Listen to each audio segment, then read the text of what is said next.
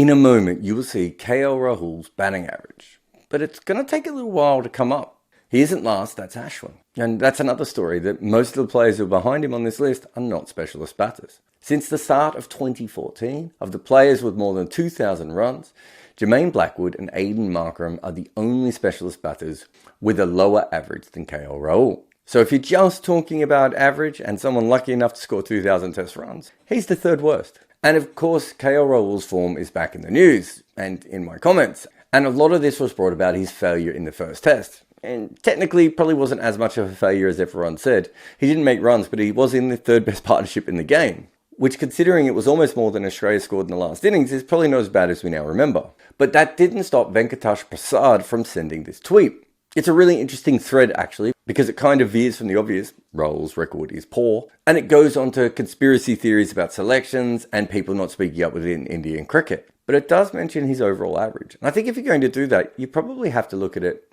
slightly deeper. And KL Rahul's overall average is not particularly good. And one phrase that Venkatesh used was consistently inconsistent. That was the first thing that really got me thinking. How often does he actually play? It is hard to be consistent if you're not always in the team. And when you do look at it, he's only played just over 50% of the tests in that time. It's certainly not ideal. But then I think you need to have a look if he ever had a good run within the side. And he had one period where he played quite a bit from 2016 until 2019. And when you break it down, that was his best period in Test cricket. And it's essentially 2/3 of his entire career. And you can see that when he has been coming in and out, it's just not been as good for him. That's going to be the case for most players. However, it is worth looking at the fact that regardless of whether he was in or out or just in, he really didn't make a lot of runs. But there is a lot of interesting stuff within his record, like the fact that he's really struggled on the road, but has been good at home. The problem is though, unlike other players who are good at home, he hasn't made his overall number look good. He averages mid-40s at home and 30 away from home. Usually that would mean that you'd be averaging high 30s, maybe even low 40s. But the reason he's not averaging that is because he's barely batted at home.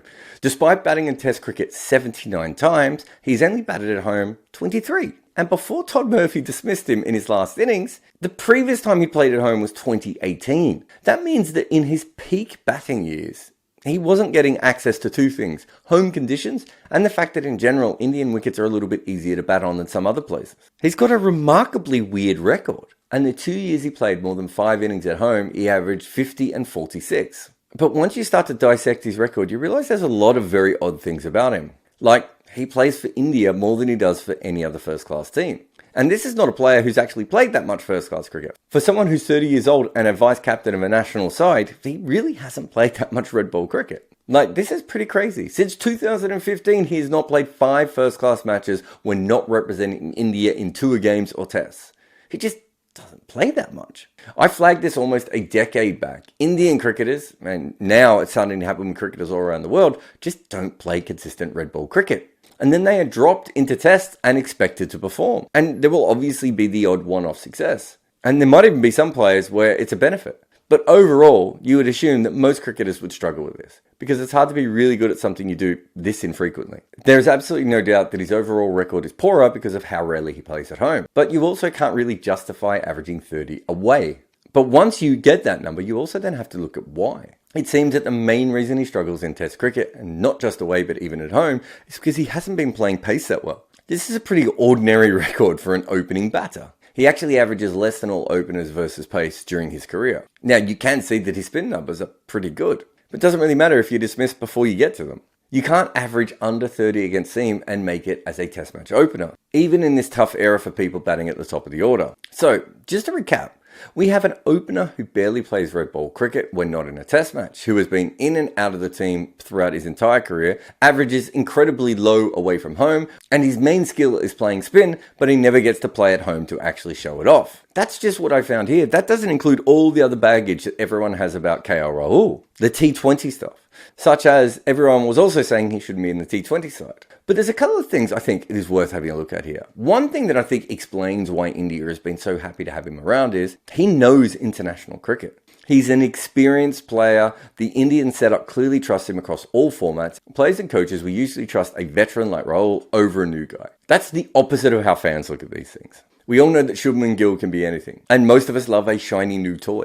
The interesting thing is, when you actually break down their records, of course, how similar they are. Gill and Rahul both average over 50 in first-class cricket when not playing for India. Gill is actually marginally over 60. But when they play for India, they're currently both averaging in the low 30s. Gill actually averages less than KL in Test cricket and against pace. The toy is now not as shiny, is it?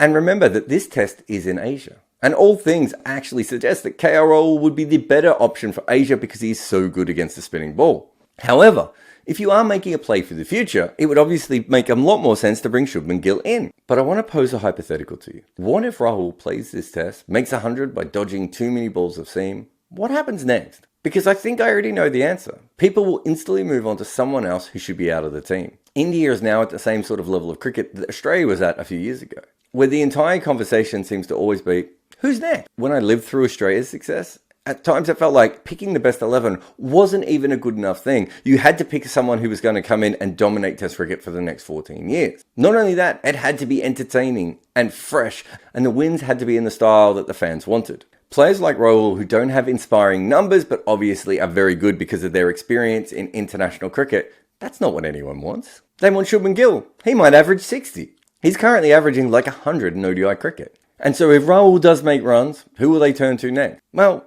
we already know from that comment. Since the start of 2020, it isn't just Virat is struggling. Pujara obviously is too, and Gill and Agarwal as well.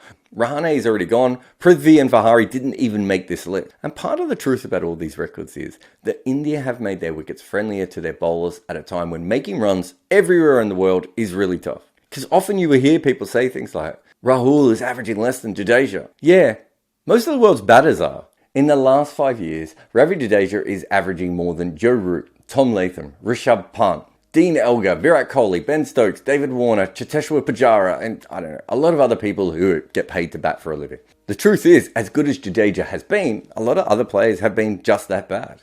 But now you have seen him at his worst, let me show you him at his best. Of all the high usage Asian openers in the UK since 2000, he has the second best average. And he's played a lot of tests as well. Asian openers have not had a good time in England for a long time.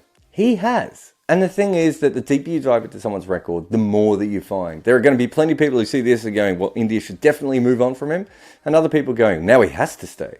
But over a long period of time, he has barely been a replacement level test opener. The global average for openers at the start of 2020 is 32. But if you look at it from 2014 onwards, his career is almost exactly par of what an opener averages. Actually, he's just marginally below. There are going to be a lot of people looking at everything else I've said and still thinking, how on earth has he played this much? There is certainly a lot more to this story than his average just being 34. But even so, when the selectors finally make a decision about him, that's probably the only number they will quote.